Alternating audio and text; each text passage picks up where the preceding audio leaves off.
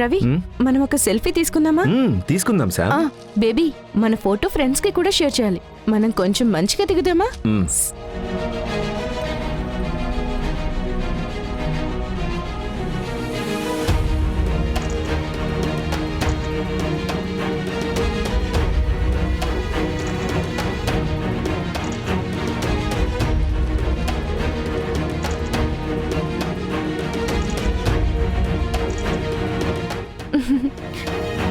చాలా బాగా వచ్చింది కదా. ఇంకొకటి.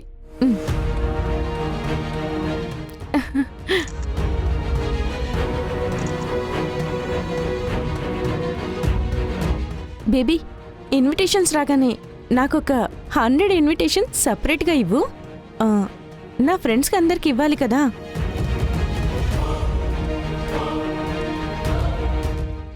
అలాగే ఒక 20 మందిని మనిద్దరం జంటగా వెళ్ళి ఇన్వైట్ చేయాల్సి ఉంటుంది. దానికి మాత్రం నో చెప్పకు. ఓకే? ఓకే బేబీ, అలాగే మన హనీమూన్ ట్రిప్ గురించి కూడా ఏం చెప్పనేలేదు. దానికి ఇంకా టైం ఉంది కదా శామ్, ఆలోచించి డిసైడ్ అవుదాం. బేబీ, నేను వెళ్ళి ఫోన్ తీసుకొని వస్తాను, పైన మర్చిపోయాను.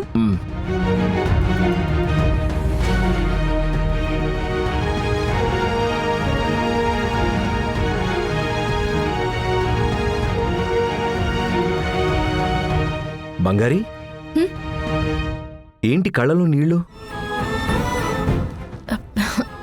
ఏం లేదు రవి సార్, దుమ్ము పడింది.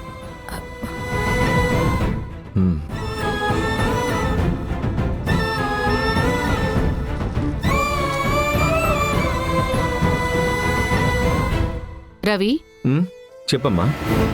ఏరా, నువ్వసలు మారనే మారవా? ఏం మారడం అమ్మా? ఆ అమ్మాయికి నీకు వద్దురా. మా, నువ్వే మనసు మార్చుకోవాలి. నేను ముందు నుంచి చెప్తున్నాను.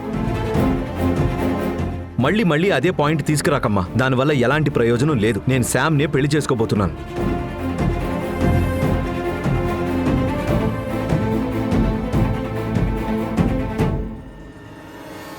బేబీ, మనం బయలుదేరదామా? సరే. రవి, ఎక్కడికి బయలుదేరుతున్నారు? పూజ చేయించడానికి గుడికెళ్తున్నాం జాను. ఇవాళ ఇంట్లోనే పూజుంది, నువ్వు ఉండాలి రవి. పూజ అంటే నేను కూడా ఉండాల్సిందే కదా. బేబీ, మనం ఇంట్లోనే పూజ సెలబ్రేట్ చేసుకుందామా?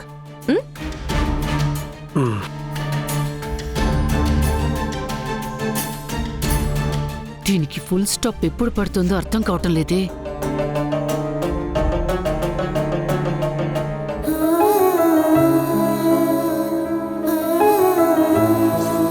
నేను సంయుక్తనే పెళ్లి చేసుకోవాలని డిసైడ్ అయ్యాను. అమ్మా, మీ మనవడికి చూసిన అమ్మాయి ఎవరు? శామ్, ఒకసారిలే.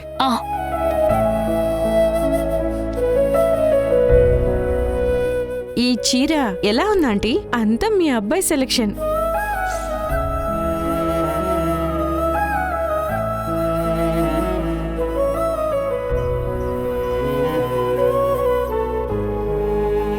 అక్క, తను ఏం చేస్తున్నావు అక్క ఇక్కడ? ఏం లేదు, తను ఊరికే ఉన్నాను. నువ్వెళ్ళు, పూజకి ఏర్పాట్లు చేస్తున్నారు, కింద కొంచెం హెల్ప్ చేస్తావా? ఎందుకక్క దాస్తున్నావు? ఏం దాస్తున్నాను? నీ మనసు నాకు తెలుసక్క. అన్నింటినీ దాచుకుంటూ బయటికి నవ్వుతూ స్ట్రాంగ్గా ఉన్నట్టు నటించకక్క. అది తర్వాత కష్టాన్ని మాత్రమే మిగిలిస్తుంది. అక్క, నాకు నీ సమస్య అర్థమవుతోంది. ఏడ్పుని అస్సలు ఆపుకోకూడదు. ఏడుపొస్తే ఏడ్చేయాలి.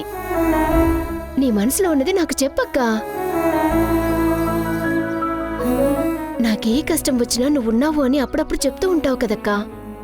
నీకు సమస్య అంటే నేనుంటాను కదక్కా.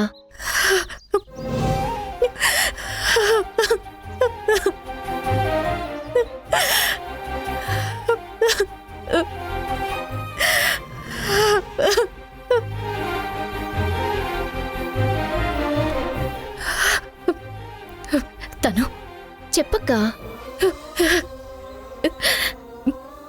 ఈ ఇంట్లో జరుగుతున్నది ఏది నేను తీసుకోలేకపోతున్నాను.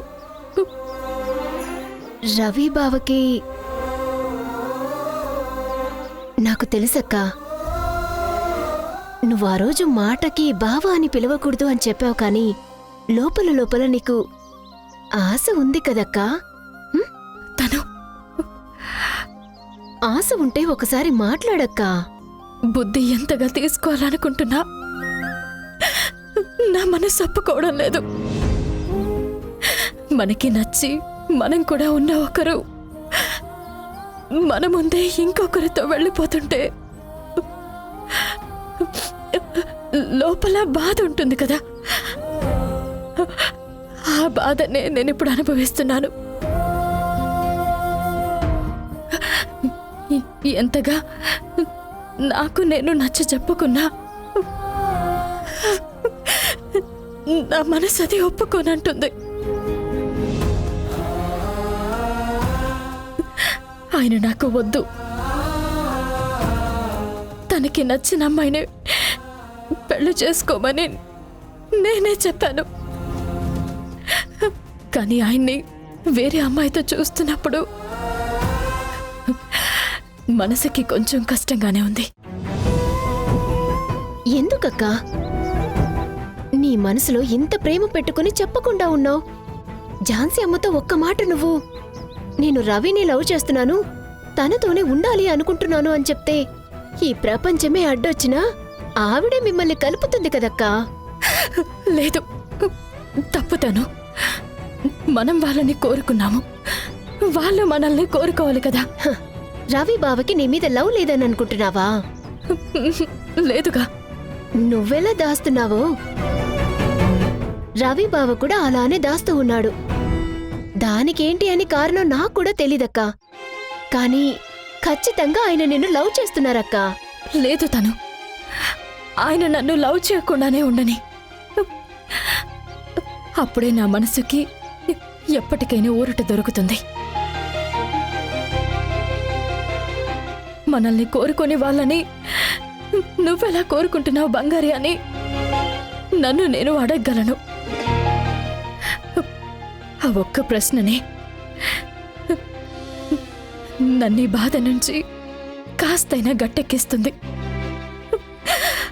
ఆయన కోరుకుని నేను కోరుకుని కలవకుండా పోయావంటే అది జీవితంలో ఎప్పటికీ మానని గాయంగా మిగులుతుంది. అక్కా ఏడవకక్కా, నిన్నసలు ఎలా ఓదార్చాలో నాకు అర్థం కావడం లేదు. పర్వాలేదు తను, నేను కొంచెం రిలాక్స్ అయ్యాను. దీని గురించి నువ్వు ఎవరితోనూ మాట్లాడకూడదు. ఏంటి, అర్థమైందా? హ్మ్, బంగారి, నువ్వు రవిని ఇంతగా లవ్ చేస్తున్నావా? ఎన్ని రోజులు మాకు తెలియకుండా పోయిందే. బంగారు లాంటి బంగారుని వద్దని ఆ సంయుక్తం చేసుకుంటా అంటున్నాడు. పెద్ద దద్దిరా మామ నువ్వు.